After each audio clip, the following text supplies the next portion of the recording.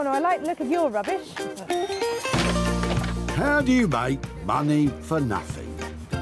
I love a little rummage. The answer could be hiding in the 30 million tonnes of household waste we throw out every year. I think that I might be able to make something out of that. That's why entrepreneur Sarah Moore wants to get her hands on things before they hit the skip. That's wartime. I'm a passionate buyer, user and maker of old stuff, and I've turned that passion into a money-making business. I make new stuff out of old stuff and I sell it for a profit. And with some of the country's elite designers and makers... That was brave. All the potential. No! She can transform her finds into desirable, Work of art. valuable and hopefully saleable items. Holy moly. If Sarah is successful, then she can hand the profits back to the very people who had no idea there was cash to be made from their trash. Thank you, I'm astonished.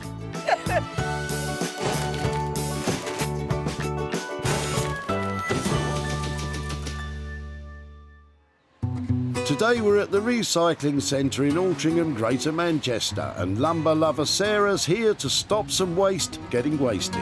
Looking round here, you might see lame chairs, battered bureaus and broken sofas, but I see nothing but potential.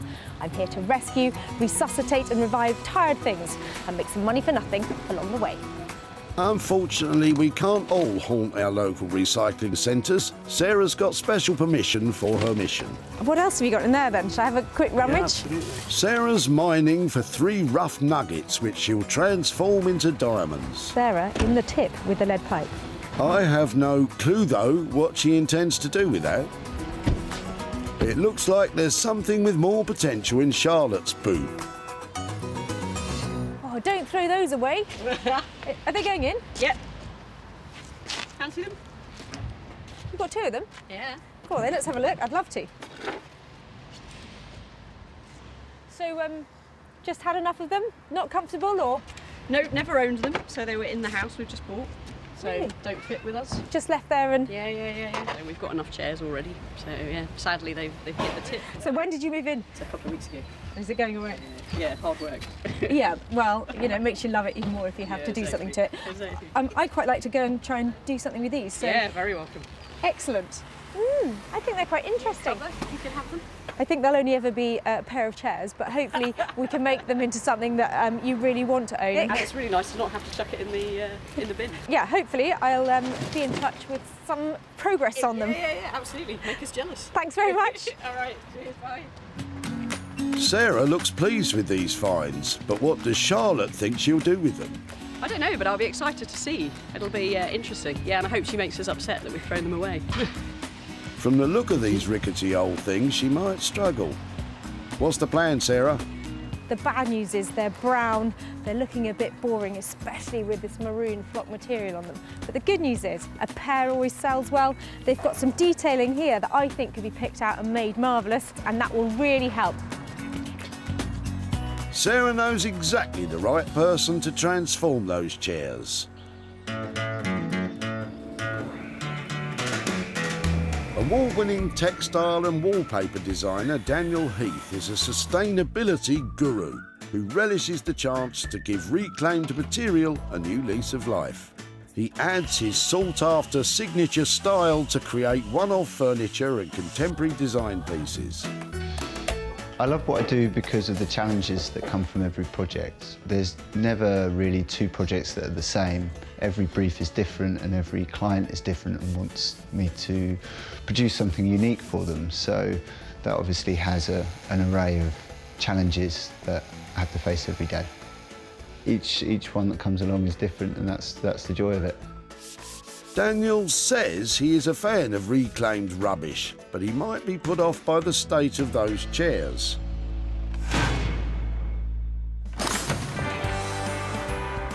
That's item 1 done, but Sarah's not taking it sitting down. She still has 2 items to uncover, and the sky's the limit. I'll take anything. This way. Nice try, Sarah. Luckily, she's hovering over a heady haul in Robert's boot. What are you chucking out? All sorts of clearance from a cellar. It's nice. Yeah, Look at there you go. that. No, we could really use that. Have you ever used it or not? No. No, it's just slightly too large. No, I think that has potential. This could be a good haul. Keep going. Do you mind me looking in your boot? No, carry on. That could be a slippery slope. I think that needs to go back into the metal, but Quite right, Sarah. That's one vice you really don't need. But hang on, it looks like there's a more acceptable vice in there too. just, that's really nice. Would you like it? I might. Be careful. Worn-out old vices are well known for falling apart on people's toes. Really heavy. I've got to be able to do something with that, haven't I? Ouch! So was this yours? Have you ever used it, or? I think it was a friend of my son's, and there's a bigger one, there's a massive one as well that I've kept. It is spare. I'm not sure what I'm going to do with this, but I'd really like to take it away and see if I can make anything out of it. So would you mind if I took your vice? Yeah, I've got another one if you want to make earrings. If I do manage to make anything, can I show you what I've done? Yeah, definitely. Yeah. Excellent. Okay, well, I'll keep in touch, and I'm going to take that and ponder on what to do with it, but I must be able to do something decorative with it. Thank you ever so much. You're very welcome. Have a good day. Well, Sarah will need an iron will to make something saleable out of that thing. What would Robert do with it, apart from earrings, of course? Use it as a vice, I would imagine. I think it'd be too heavy for a paperweight, doorstop, all sorts of things, but I wouldn't recommend it as jewellery. Why have I just taken that? I know why.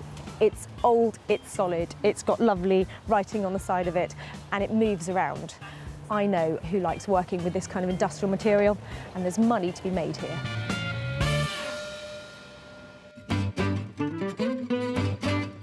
There is nothing that can't be turned into a lamp, and Guy Trench is here to prove it.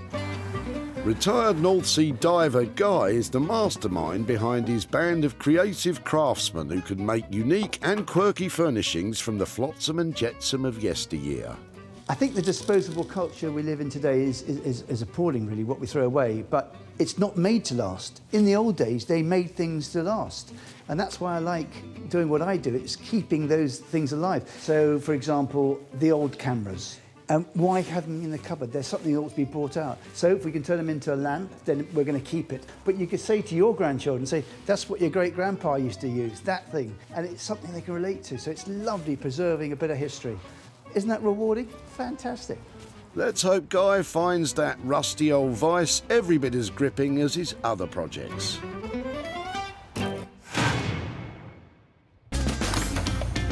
That's 2 items filed under found.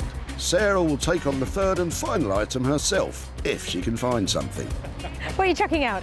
Cardboard. Oh, that's no good. She's being unusually choosy.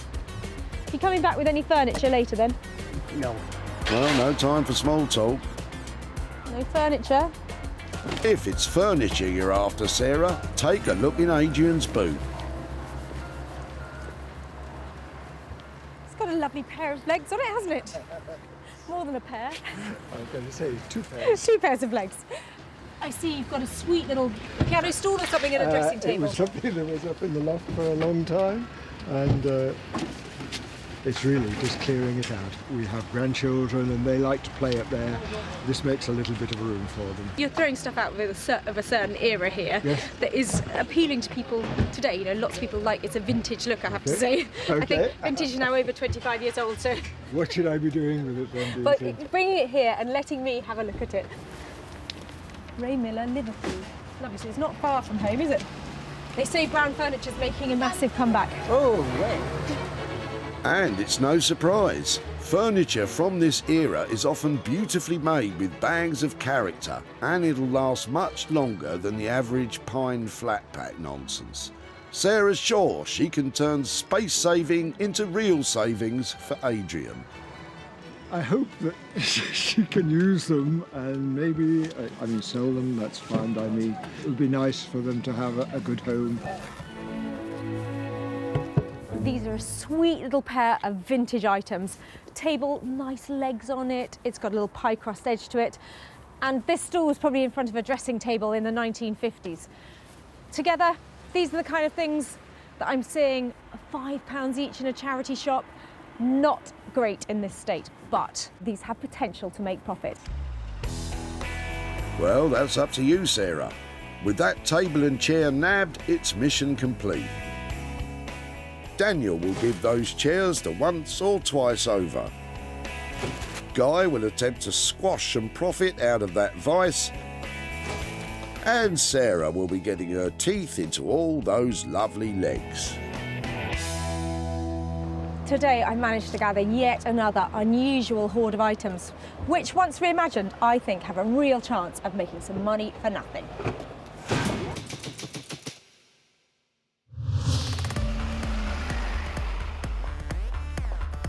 Bustling Walthamstow in north-east London is home to textile and printing aficionado Daniel Heath, who is nervously awaiting Sarah's latest offering. It seems like she's got something that I'm going to be a bit unsure about, so I'm a little bit more anxious than normal. But I guess we'll have to, as ever, see what comes when it gets here. Poor little chairs, abandoned at the tip. Somebody's got to show them some love, because currently they're covered in maroon. Daniel, he's the one. Hi. Hello, how you doing? Really well, how are things? Yeah, good to see you. It's all hugs now, but he hasn't seen what Sarah's brought him yet. Cheers. Right, okay. So, fairly straightforward, seemingly. Yeah, let's go and have a look. So far, so good. Dan seems pretty confident. Okay, right. Some nice detail to it. They're a bit weak, and I am personally a maroon hater. Okay, well, I think the seat is really understuffed. The frame is sturdy. Do you think they're suitable for an update? I think we can probably do something with them. I'm not sure that they're going to have a huge resale value. The chairs are around 100 years old, but in their current condition, they're unlikely to have any value. The challenge for Daniel is to add his signature look without breaking the bank, and there's a lot of work to do. So I think basically it's going to involve using some fabric that I've got to reupholster. Sand or paint, not really sure. It looks like they're in okay condition, but I think underneath that's going to need some new something. He's happy to work to a budget of £100 per chair, which should leave a bit of room for some profit for Sarah.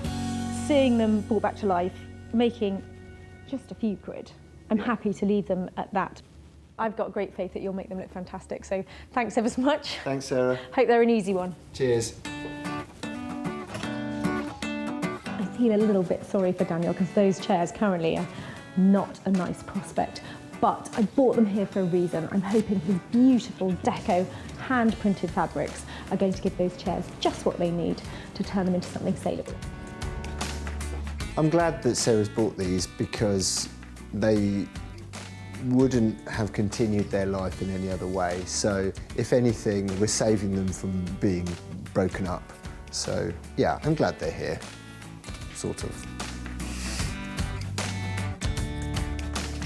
Dan's quoted £100 per chair, which makes a total of £200 for the pair. Daniel's fabric designs will add value, but he's no upholsterer, so those chairs could prove tricky.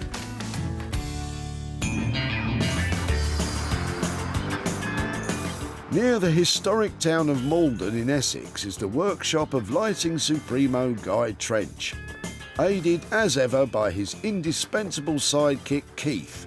And Sarah's got a treat for them today. I'm hoping she brings something of sort of a bit of history, something a bit old along, a bit rusty. We can change it a bit and we can make it look fantastic. Let's hope Guy doesn't buckle under the pressure of that vice. I tell you what, it's really lucky that I've got a black book full of contacts, because it's going to take somebody really skilled to turn that into something that's saleable and can make a profit. But it's all right, because I'm here to see Guy. Hello. Hello, Lovely to see you again. Good to see you. And you. Hi, Keith. How are you doing? All right. Help. Ooh, a What? record vice. I saw it at the recycling centre and I just thought there was something about it because it was lovely and chunky and it has all that wear on it that it just couldn't go in the metal skip. And they're old and they're still made today, which is brilliant. I mean, I thought because it's got that lovely ability to sit on a desk and be chunky that it could potentially be made into lighting. I think you're definitely right. It definitely could be made into lighting. There's some nice colours we can wear back here. Yeah. With wire wool and a bit of furniture remover. Just have a look at, could it be a wall light? Let's have a look. Could that go on the wall and have a... Yeah, like that. I think it is... as a wall light. Yeah, lovely. Need okay. a good fixing and a good beam to put it onto. But, yeah, I've been carrying it. It's not light, is it? No. Sounds like Sarah's come to the right place for vice advice. But what about the price? Let's hope it's nice. That's a lovely idea. It looks charming because before I thought, you know, maybe it just go onto a man's desk, but you're putting that into interiors, into restaurants or something like that, aren't you? With that kind of look. They could have the menu hanging from it and wind it up, you know, whatever they like, you know. Obviously, that's quite a heavy-duty thing to work with, but what kind of costs are we looking at to get it? The right kind of electrics in there, you know, the right safety, because I know that there's loads of people making lighting, but it's very specific stuff that has to go into something like this, isn't it? Yeah. I think we're looking at probably about £95 to do that, turn that into a wall light. That leaves a nice bit of margin Yes. to make on. So Yeah. that's great price. I'm really pleased with that. I just can't wait to see what it looks like. It'll look great. Really good to see you. Give us a shout when it's Thank ready, you, Sarah, and lovely. yeah, I'll come back and can't wait. Okay. Take care. Brilliant. Bye. Cheers. Bye-bye. You can tell when you're in the hands of an expert because they just make everything look so simple. That vice as a wall light, genius idea.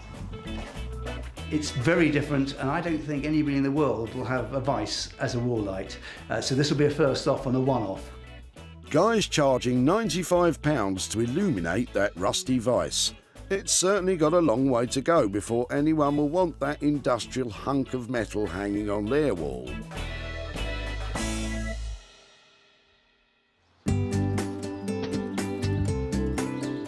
At home in Sussex, Sarah's about to start work on her own finds, and she needs some raw material from yet another dump. You stay there, back in a minute. As a huge fan of all things discarded, Sarah knows exactly where to find her nearest one, in her own garden. I'm looking for buried treasure. If you live in the middle of the country 100 years ago, nobody collected your rubbish, so you had to put it somewhere. Many old and rural properties have a historic rubbish heap similar to this one hidden away. And you'll just find little pits with bottles and old batteries and broken up old enamel all over the place. Sarah's been attacking hers for years. It's probably her favourite place. She's already got quite the collection of Edwardian and Victorian bottles and jars, but she's just a few short. These are the inspiration for my next item. Wait and see. Gloves might have been a good idea, Sarah. She's clearly got a plan for those, and she set aside that old white chair so that she can concentrate on the table. This sweet little table I found at the tip, in its own right, it probably isn't worth very much. So I'm going to use my dug-up treasure to turn our table into a posy table.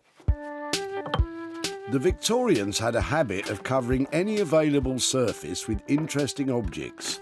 In the spring and summer months, stately homes would proudly display floral blooms as posies from their walled gardens. We're going to bring the posy table right back in fashion. Everybody is going to want one of these. I certainly do. Oh yes, me too, for my stately block of flats. But as usual, Sarah's taking things one step further. She's marking the position of the jars she's dug up, and she's going to embed them in the table. And all I've got to do now is make some little holes in the top of the table for them to go in. I'm going to use this. That terrifying looking drill is fitted with a hole cutter that you can get in any decent DIY store. That's scary. Make sure you're a seasoned driller before attempting this.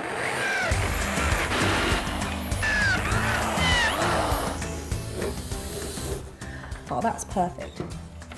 That will definitely do. They look really cool. Next, Sarah tidies up the holes and lightly sands the surface for painting. So I'm painting it a lovely blue-black colour so that when the posies are in it, they really stand out. What do you think, Bramble? Bram? What do you think? Well, Bramble's not impressed, and I'm not surprised. This isn't the most elegant of paint jobs. I'm not seeking perfection here. I want a really rough, rustic look. A really bad paint job will obviously just add to its charms. She's doing 2 coats, that dusty blue on the top and black on the legs. But Bramble's had enough. It's like watching paint dry. It literally is.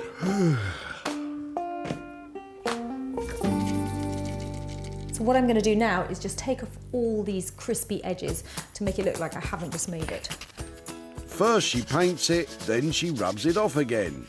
It's hard work, this. I could do with a bit of a lie down myself. What I'm trying to do is imagine how it would have been worn out if somebody had been using it all the time, like putting all the pots in these holes and where they pitched up on the edges. For Sarah's final trick, adding a layer of dark wax to complete that vintage feel.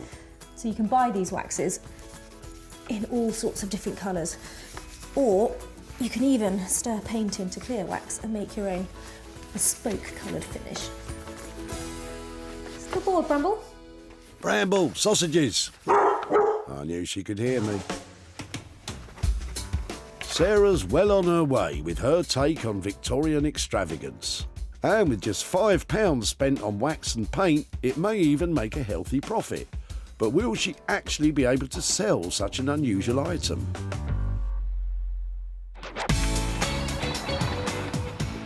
In Walthamstow, Daniel Heath has started work on his 2 tired chairs, and he's already found a problem. So we have a major wobble that I'm concerned about at the moment. So let's investigate. At last, that red flock material is removed and there are some unwelcome surprises underneath. Oh wow, I think it was just the fabric holding the thing together. With the chair so fragile, Daniel decides to take the riskier approach of drilling through the frame into the leg. I'm going to try and get this straight, because if it goes off at an angle, it's going to come out through some of the detailing on the leg. Here we go. Even the sawdust smells old. Next, Daniel adds a long screw to hold it all together. Very, very carefully, because if this wood splits, Sarah may return to only 1 chair. I'm going to do the ultimate test now, and I'm going to sit on it, which might make some very entertaining footage.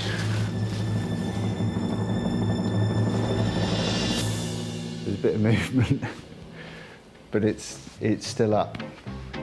That's encouraging.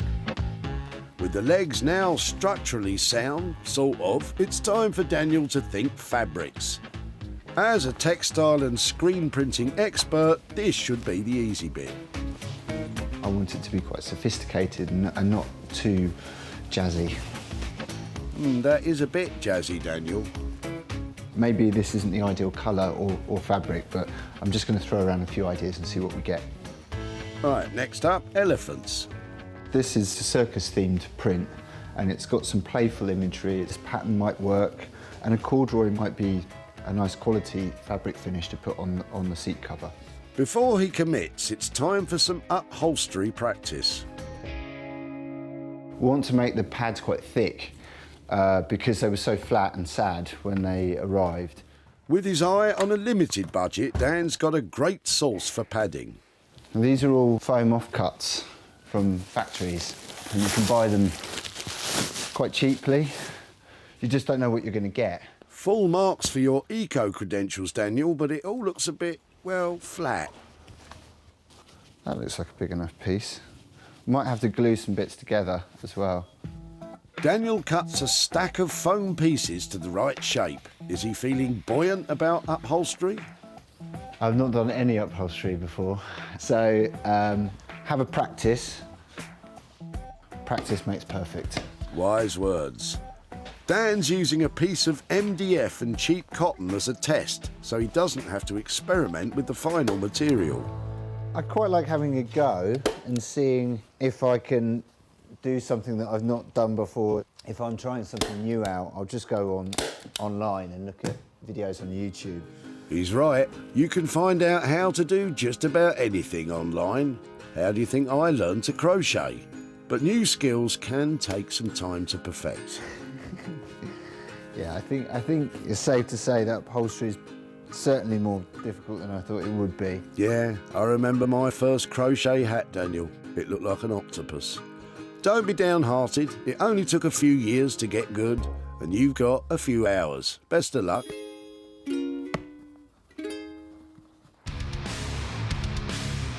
Near Malden, Guy and Keith are enjoying their heavy metal. And Guy's getting quite excited. I do like this piece here. I think the best thing Sarah's brought to me, actually. I love the navy blue in this bit here. Not so keen on this silver here. Yeah. Someone's obviously painted it. I think what we ought to do is see if we can get rid of some of that paint. You know, it's just ugly here. Under Guy's supervision, Keith attacks the unsightly silver with a sharp blade. That is coming off, which is really nice. Then some wire wool. No. And finally some paint stripper. Makes life so much easier using these chemicals to remove nasty bits and pieces. Perhaps you should have started with that, gents. Whoa, here we go, there's a bit of blue coming through. Keith sensibly wearing gloves, as that's nasty stuff to get on your skin. I think when we finish that could look rather nice. Are you ready for a bit of wax on that, Keith? Try that bit, yeah. Yeah, OK. Our busy bees are giving the vice a wax coating for a clean matte finish. And slowly, slowly, you're seeing it being transformed. Lovely. No, that's nice. That's very nice. Yeah, no, I think that's clean. Next, Guy calls on another of his associates, electrician Steve. Since Guy's making a wall lamp, Steve fixes it onto a wooden base so that it can be hung, because you don't want that thing falling down. I think you need to hang this one on something which is fairly sturdy. A little lightweight plasterboard, it might pull out, so try and find something firm to put this onto. Steve fixes a metal stem to the vice that will hold the light, but Guy's not completely satisfied. I don't like this, you know, we've got a lovely old looking vice here, and we've got a nasty bit of steel, you know, which is shiny. It doesn't really go together. We don't do shiny, we like keeping things nice and old. After Guy attacks it with some wire wool, Steve gives it a coat of tourmaline to darken the metal so it matches the rest of the vice. Now you can see we've got a lovely black rod here. All looks in keeping with the rest of it. Once it's dry and waxed, Steve threads his wire through and solders the light fitting in place. Meanwhile, Guy's grappling with some key design concepts. It may look better with a shade, or without a shade, just a bulb. Do you know, I don't know. I'm not sure which is the best way to be. Decisions. Let's have a look at that, Steve. Yeah, it looks quite good.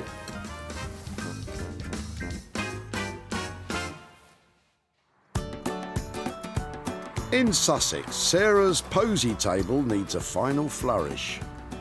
As pretty much nobody's heard of a posy table, we really need to get these things in context to take pictures to sell them.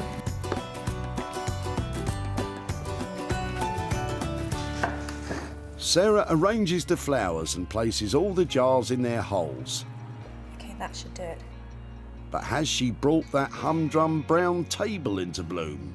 Sarah took an unwanted old white seat and an average occasional table from the recycling centre. She soon decided to concentrate her efforts on the table. Now Sarah's taken it back in time and transformed it into a posy table that wouldn't look out of place in the reception of a 19th century stately home. Those Victorian jars she found in her garden tip present her bouquets beautifully, and their colours pop out against the dusty blue of the worn-looking table. And Sarah knows exactly who to target for a sale. I'm really pleased how this has turned out. The flowers in it look lovely, and that's important because if I'm going to sell this to a florist, it needs to really work. Definitely worth embracing those power tools. At the dump, Sarah spotted some of Adrian's furniture. It's got a lovely pair of legs on it, hasn't it? It was up in the loft for a long time, and It's really just clearing it out. which sadly had worn out its welcome. You can accumulate only so much. Sarah turned the table into a stunning floral display. Blooming marvellous. It looks great and was snapped up by Sarah Hughes, the owner of a vintage furniture store in Marlow, Buckinghamshire. What Sarah's done with it is really imaginative, and I just think it's really fun. And I've got customers who are florists who are going to love it. And now Sarah's at Adrian's home to surprise him with the good news. Hello there. Hello there. Lovely to see you. How are you? Very well. Hi there, I'm Sarah. This is my wife, Sarah. Another And Sarah. Two Lovely. Sarahs. That keeps it very easy for me. So it was your things, the stool and the little occasional table you were dropping off at the recycling centre. Had you had them, have they been family pieces or? Well, the stool, yes. The table, no.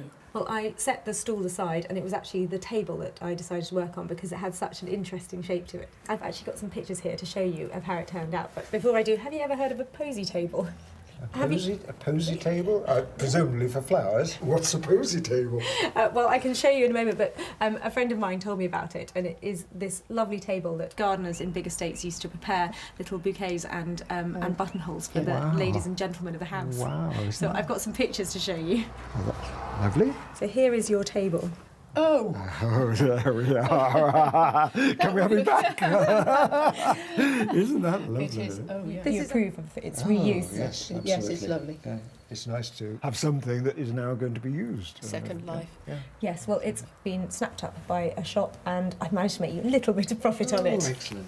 So here is £130 for your occasional table.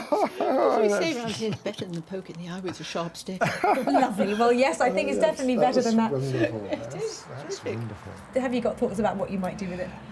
Well, yes, we have. Alzheimer's Society. My mother died about 10 years ago, and Dad looked after her for a number of years, well supported by the Alzheimer's Society. Well, I think that is absolutely lovely, and I was really inspired by your old table, and that's a great place for that to go. Splendid. Thank you very much. A total pleasure. Lovely to have met you and to catch up with you, Adrian. Thank you very much. Thank you. Bye-bye. Bye-bye. Thank you. Sarah spent a modest £5 on the makeover. She sold the posy table for a whopping £135, earning Adrian and his wife Sarah £130 of profit. Well, if Adrian and Sarah's reaction is anything to go by, there are going to be posy tables popping up everywhere. I'm delighted that they like what I did with it, and I'm so pleased that that money is going to such a worthy cause.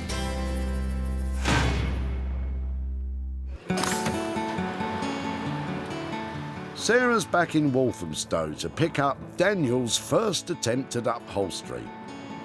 Have all those online tutorials paid off? It's been quite nice to work on the chairs. It's been challenging because I haven't done upholstery at all before, but it's nice to have them finished and looking good. I'm here to pick up those two little chairs.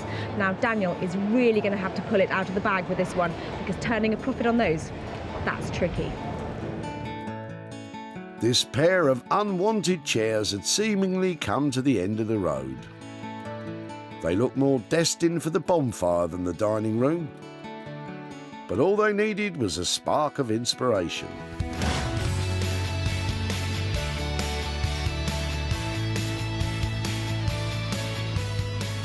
The chairs are now contemporary and unique. With newfound skills, Daniel has made the chairs solid and sturdy, whilst using his old skills to screen print one of his designs onto the cord covering. With a vibrant lick of blue paint offsetting the raised yellow seats, these chairs would make a bold statement in any room. Daniel's dug deep with this one. Let's just hope Sarah's happy with the results. Hello. Hello, how you doing? Are they them? They are a bit of a transformation. They look completely different, don't they? Yeah, Like, they do, yeah. comfortable, and they look like they would fall apart before, didn't they? Yeah, This is beautiful, what you've done with the... I've never seen corduroy printed like that. thank you, yeah. We thought it'd be a nice sort of accent piece for somebody's front room. And before they didn't look like that. I mean, they look like the ones you'd hide away and get Yeah. out if you had to. Yeah. And now, I think it's because you've luxed up the base bit here, you know, there's the seat pad to make it look generous, and they just have a completely different, like, warm, comforting look to them, don't they? Because they just didn't look like that before. No, no. Yeah, they're quite comfortable. I can attest to that. Well, that's great. But will Sarah be comfortable with how much they've cost? I think you've done wonders with them. There was £100 each budget for them. Is that all right? Did Yep. you come in on budget? Yeah, that's fine. They will sell instantly, won't they? Great. Yeah, especially with a bit of Daniel Heath action going on the seat. That's fantastic. So I think if we get them packed up, I shall ship them out and see if I can make some money out of them. Wonderful. Thanks, they're great. Cheers. Thank you. Sarah's as puffed up as those seat bases. Does Daniel feel his first attempt at upholstery has been a success? That went really, really well. I'm really pleased that Sarah liked the chairs so much. So, yeah, very happy. Well, if there was one person who was going to make a profit on those chairs, it was Daniel Heath. Can't wait to get them sold. At the recycling centre, Sarah came to the rescue of Charlotte's unwanted chairs. Don't throw those away. Are they going in? Yep. Fancy them? And Charlotte wished them well. I hope she makes us upset that we've thrown them away. Daniel repaired them and gave them a bang-on trend makeover. At home, Sarah uploaded pictures of them onto the internet, on sites including social media, Etsy and eBay. People looked at the chairs and then decided whether to buy the chairs. Well, I love Daniel's luxury update of those two little chairs. They didn't have much potential at the beginning, but now they have. And I am hoping they're going to be snapped up soon. And when I've made some profit, I'll be back in touch with Charlotte and giving her the good news. Daniel's labour and materials came to £200. With no buyer as yet, we could be facing a potential loss. But with a bit more time, we should hopefully find the chairs a new home and we can hand over some profit.